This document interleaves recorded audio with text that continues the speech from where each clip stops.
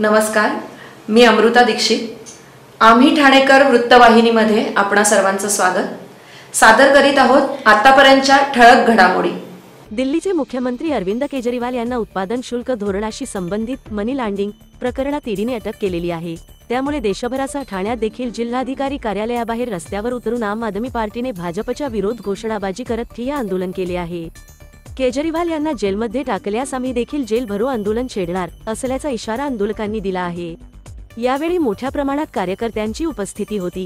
ED सरकारने 9व्या समन नंतर सुप्रीम कोर्टाने सांगितलं होतं की 22 तारखेपर्यंत निकाल रोखला होता, तरी सुद्धा सुडाच्या राजकारणाच्या हेतूने या लोकांनी ईडी सरकारने रात्री अरविंद केजरीवाल यांच्या मुख्यमंत्री निवासावर जाऊन त्यांना अटक केलेली आहे। त्यांना जबरदस्तीने अटक करण्यात आलेली आहे। त्याचा निषेध म्हणून आज भारतभर आपण मोर्चा काढतो आहोत। आज मोर्चा काढतो ज्या व्यक्तीने, ज्या मुख्यमंत्र्यांनी, अशा 3 नेते आमच्यावर संजय सिंग आहेत, सत्येंद्र जैन आहेत, मनीष सिसोदिया आहेत आणि स्वतः अरविंद केजरीवाल यांनी गोरगरीब जनतेला मोफत सुविधा दिलेल्या आहे। या ठिकाणी त्यांनी मोफत शिक्षण दिलेलं आहे, मोफत आरोग्य दिलेलं आहे, मोफत पाणी दिलेलं आहे। या सुविधा मोफत आरोग्य शिक्षण सर्व सुविधा मोफत दिल्यानंतर अशा व्यक्तीला जर बीजेपी सरकार सुडाने जर राजकारणातून हटवण्याचा प्रयत्न करत आहे, त्यांना अटक करण्याचा प्रयत्न करत आहे, हे चुकीचं काम त्यांनी केलेलं आहे। कारण मोदी सरकार, बीजेपी सरकार ही पूर्णपणे घाबरलेली आहे। जर अरविंद केजरीवाल यांनी भारतभर दौरे केले तर यांचे नाके न होणार आहेत। हे घाबरलेल्या अवस्थेमध्ये काय करायचं काय नाही यांना सुचत नाही। त्यामुळे आपण म्हणतो की विनाशकाले विपरीत बुद्धी हा परिणाम आजचा आहे। भारतभर लोकांच्या मनामध्ये अरविंद केजरीवाल आहे, परंतु हिंदुत्वाचा मुद्दा घेऊन बीजेपी सरकार, मोदी सरकारने लोकांना भुरळ घातलेली आहे, कुठल्याही प्रकारची सुविधा दिलेली नाही। मला एक प्रश्न करायचा आहे, 78% जवळपास या भारतामध्ये हिंदू आहेत। कुठलीही वस्तू महाग झाली, पेट्रोल महाग झालं की सर्वात पहिला हिंदू मरतो, भाकरी महाग झाल्या, गहू महाग झालं, हिंदू मरतो। मग काय केलं हिंदूसाठी या नरेंद्र मोदीने, या मोदी सरकारने काय केलेलं आहे? जर तुम्ही हिंदू लोकांसाठी करताय तर सर्वप्रथम जर कुठली महागाई वाढते तर हिंदू मरतो। हा हिंदू कोण सांभाळतोय? तर केजरीवाल सांभाळत आहेत। कारण जेवढा जास्त फायदा अरविंद केजरीवाल हिंदू लोकांना करत आहेत, मोफत सुविधा। जर एक गरिबाचा मुलगा, आज आपण बघतोय म्युन्सिपालिटी शाळेमध्ये जाऊ शकत नाही आहे, आपण आई बहिणी पोटाला मारून मुलाला प्रायव्हेट शाळेत टाकतात, तर ते अरविंद केजरीवालने फॉर्म्युला चेंज केलेला आहे की तुम्ही सरकारी शाळेत जर तुम्हाला टाकायचं नसेल तर मी सरकारी शाळेला पूर्णपणे प्रायव्हेट सारखं करतो, आणि ते त्यांनी करून दाखवलेलं आहे। कारण कामाचं राजकारण त्यांनी केलेलं आहे, त्यामुळे आज बीजेपी सरकार घाबरलेली आहे आणि पूर्णपणे तानाशाही त्यांनी केलेली आहे। केजरीवाल म्हणजे एक व्यक्ती नाही आहे, केजरीवाल म्हणजे एक विचार आहे, आणि तो विचार आहे की मूलभूत गरजा ज्या जनतेच्या केजरीवाल सरकारने दिल्लीमध्ये केल्या त्या पंजाबमध्ये केल्या। अरविंद केजरीवाल जेव्हा 3 वेळा दिल्लीत जिंकून आले तर 2 कोटी लोकांसाठी वीज, पाणी आणि महिलांची सुरक्षा, विजेचं 75% विजेचं बिल हा शून्य। बऱ्याचशा भ्रष्टाचारमुळे त्या आम आदमी पार्टी ही ओळखल्या जाते की त्या भ्रष्टाचार हा शून्य झालेला आहे। तिथे जो कर्मचारी होता, जो भ्रष्ट होता, लोकांकडून पैसे घेत होता आणि त्याच्यामुळे त्यांचे कामं होत होते, अरविंद केजरीवाल सरकारने हे पूर्ण त्या दिल्ली राज्यामध्ये केलं आहे। त्याच राज्यामध्ये करताना त्यांनी पंजाबमध्ये सुद्धा केलेले आहे। पंजाबमध्ये आणि दिल्लीची जी क्रांती पाहून जनतेला विश्वास झाला की अरविंद केजरीवालच हा जनतेचा एकमेव नेता आहे, जो सब लोकांचा हा विचार आहे की जो देश घडू शकतो, त्या देश घडवणेवाल्याला आज हत्या करण्याचं बीजेपी सरकार ईडीच्या खांद्यावर बंदूक ठेवून जे कार्य करतात, अरे हिम्मत असेल बीजेपी सरकारने सोडून दाखवा आणि इलेक्शनमध्ये जिंकून दाखवा। अरे आज कोणाला घाबरतच असेल तर आम आदमी पार्टी अरविंद केजरीवालला तो आवाज आहे जनतेचा, आणि जनतेचा आवाज कधीही कोणी हत्या करू शकणार नाही। म्हणून महिलांनी, इथल्या नागरिकांनी महाराष्ट्रामध्ये जसे ईडी लागले आणि त्यांच्या बीजेपीच्या आतमध्ये घुसून म्हणजे आता मांडीला भांडी घेऊन बसलेले आहे, अजित पवार, नारायण राणे, अजून कोणी, एकनाथ शिंदे, खोके सरकार, अरे होश में और होश मध्ये या। येणाऱ्या तुम्हाला निवडणुकीमध्ये नाही, तुम्हाला आम आदमी पार्टीचे कार्यकर्ता नाही निवडून देणार ना। ही आम आदमी पार्टीची लढाई नाही आहे, ही देशातल्या प्रत्येक नागरिकाची आहे आणि बीजेपीच्या विरोधात आहे।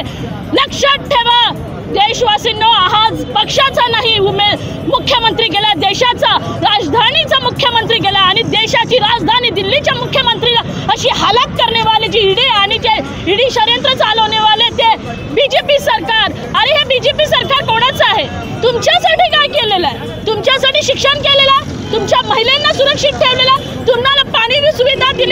विजेचं दिलेलं आहे, मुलांना शिक्षण आरोग्य दिलेलं आहे, काय केलेलं आहे त्यांनी तुम्हाला लक्षात ठेवायला पाहिजे. तर परत हे बीजेपी सरकार आलं तर लोकशाही राहणार नाही.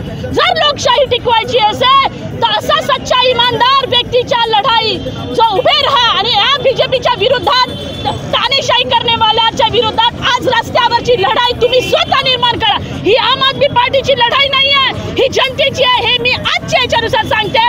धन्यवाद.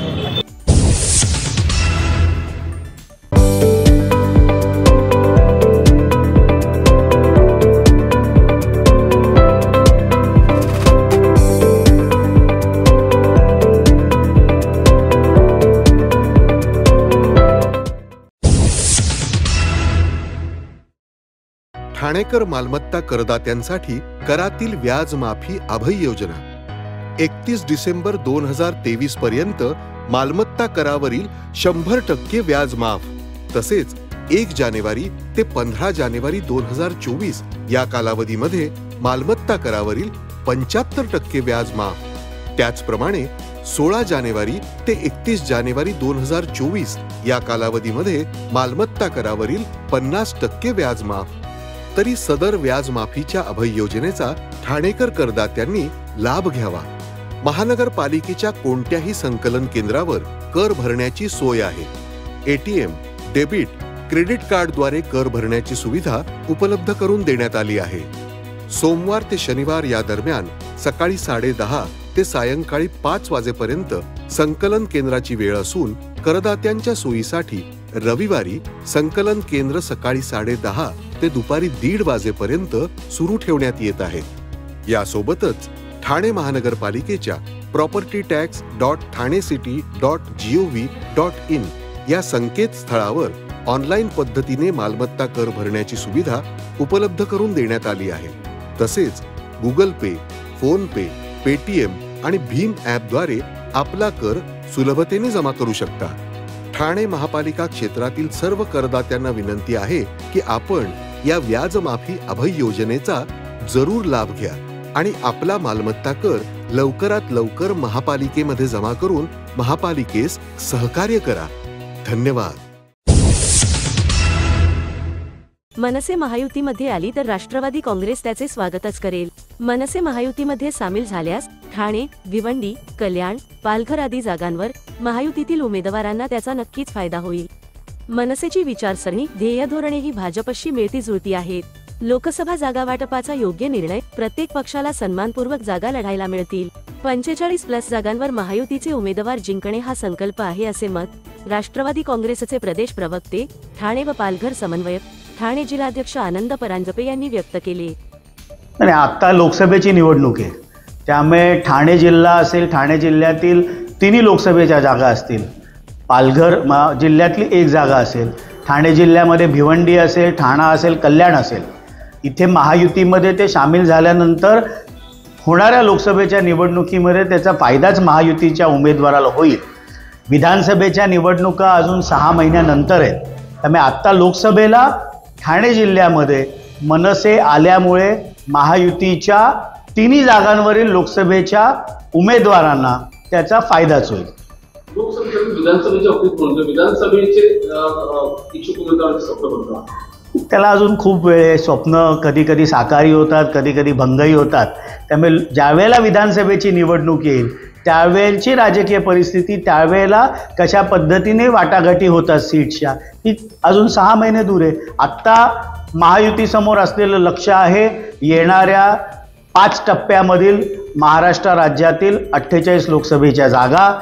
या 48 जागांमध्ये 45+ जागांवर महायुतीचे उमेदवार जिंकणं हा सर्वात पहिला संकल्प महायुतीतील सर्व नेत्यांचा आणि कार्यकर्त्यांचा आहे.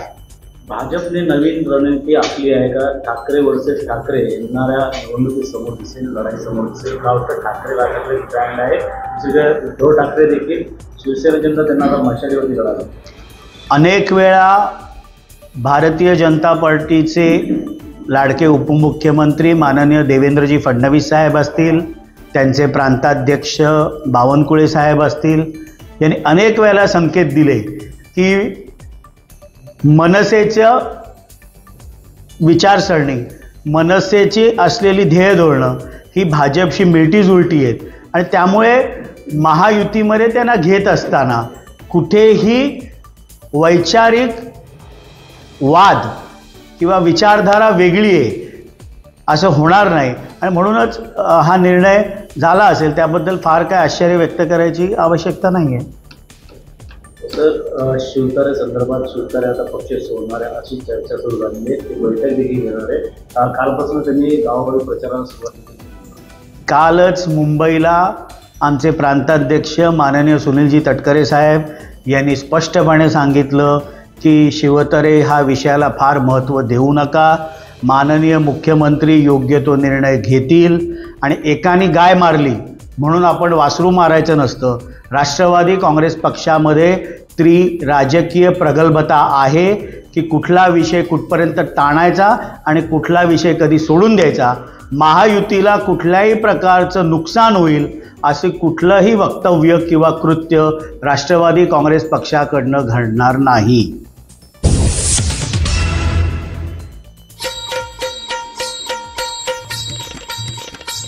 कला, क्रीडा, साहित्य आणि संगीत या कला क्षेत्रात अभूतपूर्व कामगिरी बजावलेल्या ठाणे जिल्ह्यातील अस्सल ठाणेकर कलाकारांना ठाण्याविषयी नेमकं काय वाटतं हे जाणून घेणार आहोत खुद्द त्यांच्याचकडून. आम्ही ठाणेकर वृत्तवाहिनीची नवी मालिका माझं ठाणं मी ठाण्याचा पाहायला विसरू नका, फक्त आणि फक्त आम्ही ठाणेकर वृत्तवाहिनीवर.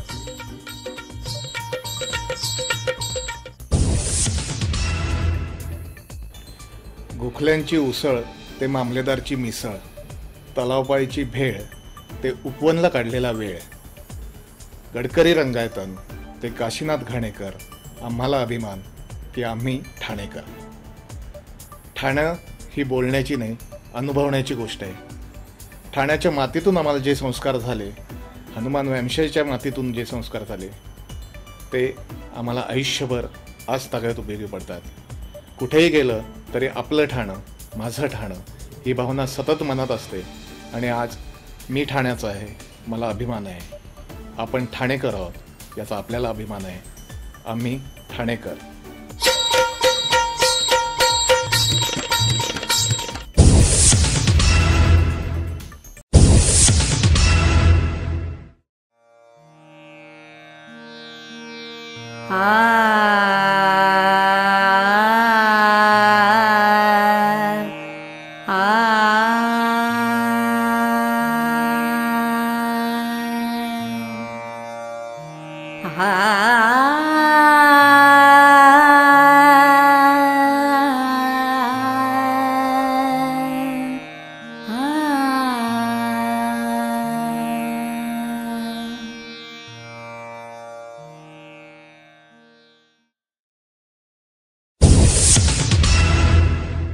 आम्ही ठाणेकर. आम्ही ठाणेकर. आम्ही ठाणेकर. आम्ही ठाणेकर. होय, ठाण्यात आम्हाला अभिमान आहे आणि होय आम्ही ठाणेकर.